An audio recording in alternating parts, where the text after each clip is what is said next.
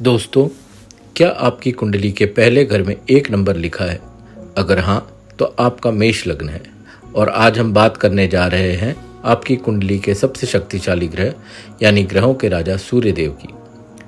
ज्योतिष शास्त्र के अनुसार मेष लग्न की कुंडली में सूर्यदेव कोई साधारण ग्रह नहीं है। वे आपके पंचमेश हैं, यानी आपकी बुद्धि, शिक्षा, संतान और आपके पूर्व पुण्यों के एकमात्र स्वामी। जब सूर्यदेव आपकी कुंडली के अलग अलग भावों में बैठते हैं तो या तो व्यक्ति को राजा जैसा मान सम्मान और सरकारी नौकरी दिलाते हैं, या फिर अहंकार देकर जीवन में भारी संघर्ष खड़ा कर देते हैं। क्या आपकी कुंडली का सूर्य आपको बुलंदियों पर ले जाएगा? ये हम आज इस वीडियो में बिल्कुल सटीक और व्यावहारिक तरीके से जानेंगे। आगे बढ़ने से पहले अगर आप ज्योतिष की ऐसी ही बिल्कुल सटीक और वैज्ञानिक जानकारियां बिना किसी अंधविश्वास के देखना चाहते हैं तो अभी इस वीडियो को लाइक कर दीजिए और हमारे चैनल को सब्सक्राइब करके बेल आइकन जरूर दबाएं ताकि कोई भी महत्वपूर्ण वीडियो आपसे मिस ना हो। तो चलिए अब बिना देर किए शुरुआत करते हैं मेष लग्न के सभी 12 भावों में सूर्यदेव के फल की। पहला भाग, बात करते हैं पहले घर में सूर्य की। दोस्तों, सूर्यदेव कुंडली के पहले भाव में अगर बैठे हों तो यहाँ वे उच्च के हो जाते हैं। ऐसा जातक अत्यंत आत्मविश्वासी, तेजवान और नेतृत्व क्षमता से भरपूर होता है। शासन प्रशासन, सरकारी नौकरी या राजनीति में ऐसे लोगों को उच्च पद प्राप्त होता है।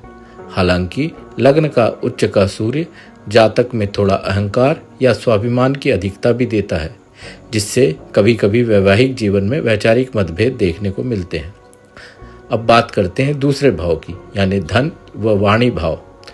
दूसरे भाव में वृषभ राशि में सूर्य होने से जातक की वाणी में एक कड़कपन और स्पष्टता आ जाती है। ये लोग जो भी सोचते हैं सीधे मुंह पर बोलना पसंद करते हैं। धन के मामले में इन्हें पिता या पैतृक संपत्ति से अच्छा लाभ मिलता है। सरकारी क्षेत्र या सरकारी योजनाओं से भी धन कमाने के बेहतरीन अवसर प्राप्त होते हैं। अब बात करते हैं तीसरा भाव, यानी पराक्रम भाव या सहज भाव। तीसरे भाव में सूर्य जातक को अत्यंत साहसी, पराक्रमी और निडर बनाता है। ऐसा व्यक्ति अपने दम पर करियर में सफलता हासिल करता है। छोटे भाई बहनों के साथ थोड़े वैचारिक मतभेद हो सकते हैं, लेकिन समाज में इनका प्रभाव और नाम बहुत ऊंचा होता है। मार्केटिंग, मीडिया, लेखन या कम्युनिकेशन के क्षेत्र में ये सूर्य बेहतरीन सफलता देता है। बात करते हैं चौथे भाव की, यानी सुख या माता का भाव। चौथे भाव में सूर्य होने से जातक के पास भूमि, मकान, वाहन का अच्छा सुख होता है। चूंकि सूर्य एक गर्म और उग्र ग्रह है, इसलिए चौथे भाव में बैठने से माता के स्वास्थ्य में थोड़ी नरमी या माता के साथ विचारों में भिन्नता दे सकता है। ऐसे जातकों के घर का माहौल काफ़ी अनुशासित और नियमबद्ध होता है। अब बात करते हैं पांचवें भाव की, जहाँ पर सूर्य स्वराशि का होता है। पंचमेश सूर्य का अपने ही घर यानी सिंह राशि में बैठना एक अत्यंत शुभ और राजयोगकारी स्थिति है। ऐसा जातक कुशाग्र बुद्धि का, ज्ञानी और बहुत अच्छी निर्णय क्षमता वाला होता है। इन्हें उच्च शिक्षा में बड़ी सफलता मिलती है और इनकी संतान भी समाज में नाम रोशन करती है। शेयर मार्केट या आकस्मिक धन लाभ के योग भी यहाँ प्रबल हो जाते हैं। बात करते हैं छठवें भाव में, यानी रोग ऋण शत्रु भाव में। छठवें भाव का सूर्य जातक को शत्रुहंता बनाता है। ऐसे व्यक्ति के सामने उसके विरोधी या शत्रु नहीं टिक पाते। कोर्ट कचहरी या किसी भी तरह के वाद विवाद में हमेशा जातक की विजय होती है।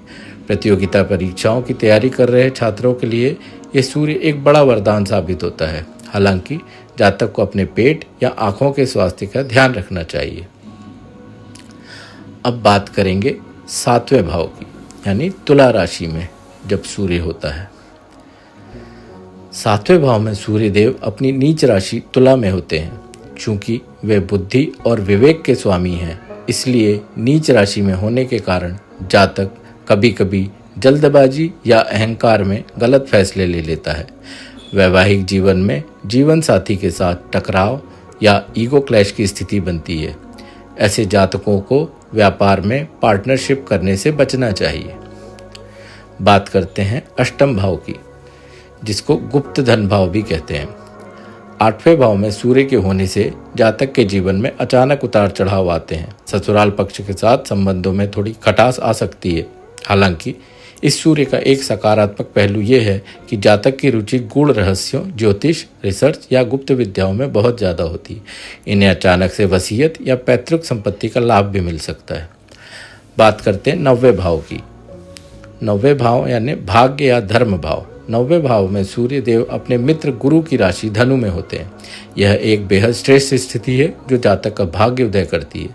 ऐसा व्यक्ति धार्मिक विचारों वाला, समाज को राह दिखाने वाला और उच्च आदर्शों पर चलने वाला होता है। इन्हें अपने पिता का पूरा सहयोग और मार्गदर्शन प्राप्त होता है और समाज में इनका मान सम्मान बहुत ऊंचा होता है। अब बात करते हैं 10वें भाव की, जहाँ पर सूर्य दिग्बली होता है। मेष लग्नी कुंडली का जब सबसे शक्तिशाली सूर्य माना जाता है। ऐसा जातक प्रशासनिक सेवाओं जैसे IAS, IPS, उच्च सरकारी पदों या फिर एक बहुत बड़े उद्योगपति के रूप में उभरता है। हम इनके पास समाज और कार्य क्षेत्र में हुक्म चलाने की शक्ति होती है।